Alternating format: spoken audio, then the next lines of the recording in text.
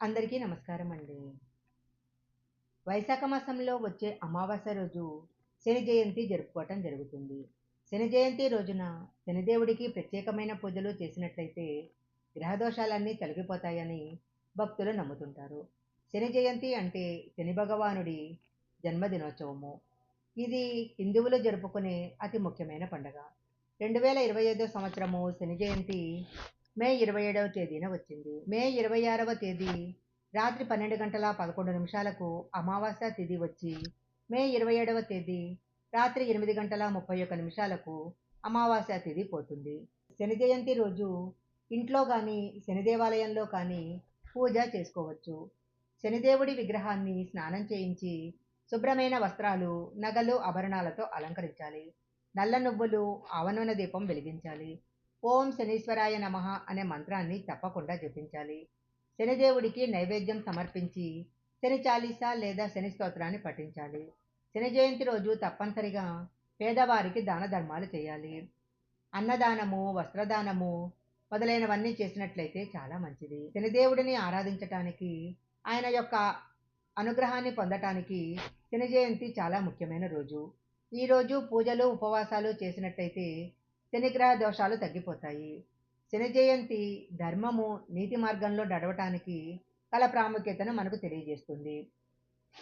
హిందూ పురాణాల ప్రకారము సూర్యభగవానుడి భార్య అయిన ఛాయాదేవి సూర్యుడి నుంచి వెలువడే తీవ్రమైన కాంతిని తట్టుకోలేకపోతుంది. దానితో ఆమె తన స్థానంలో తన నీడను వదిలి తపస్సు చేయటానికి వెళ్ళిపోతుంది. ఆ సమయంలో ఛాయాదేవికి శనిదేవుడు జన్మిస్తాడు. కానీ శని యొక్క నల్లటి రూపాన్ని చూసి సూర్యుడు అనుమానించి ఛాయాదేవిని అవమానిస్తాడు. తన తల్లిపై జరిగిన అవమానము తట్టుకోలేని శనిదేవుడు సూర్యుడిపై కోపంగా చూస్తాడు. దానితో సూర్యుడు నల్లగా మారిపోతాడు. అప్పుడు శివుడు జోక్యం చేసుకొని ఛాయాదేవి యొక్క పవిత్రతను తెలిపి శనిదేవుడిని న్యాయము, కర్మ ఫలితాలిచ్చే దేవుడిగా ఆశీర్వదిస్తాడు. ఈ కథ శని జయంతి రోజున మనల్ని ధర్మం పట్ల, న్యాయం పట్ల నిలకడగా ఉండేలా ఉపదేశిస్తుంది. శనివారం రోజు శనిదేవుడిని పూజించటానికి చాలా ప్రముఖమైన రోజు. శనివారం రోజు నల్లని వస్త్రాలు ధరించి శనిదేవుడికి నూనె, నువ్వులు సమర్పించి ఓం శనీశ్వరాయ నమః అనే మంత్రాన్ని జపించినట్లయితే శనిదేవుని యొక్క అనుగ్రహాన్ని పొందవచ్చు.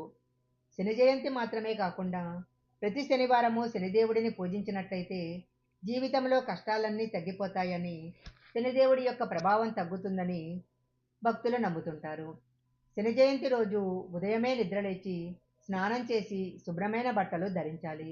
ఇంట్లో శనిదేవుడి విగ్రహాన్ని ఉంచి పూజా సామాగ్రిని సిద్ధం చేసుకోవాలి. శనిదేవుడి విగ్రహానికి పసుపు, కుంకుమ రాసి నల్లని వస్త్రాలు ధరింపజేయాలి. నువ్వుల నూనె దీపం వెలిగించి ఓం శనీశ్వరాయ నమః అనే మంత్రాన్ని జపించాలి. శనిదేవుడికి నైవేద్యంగా నల్లని నువ్వులు, నువ్వుల లడ్డూను సమర్పించాలి. శని చాలీసా లేదా శని స్తోత్రాన్ని తప్పకుండా పఠించాలి. స్తోమత ప్రకారము శని జయంతి రోజు తప్పనిసరిగా దానాలు చేయాలి.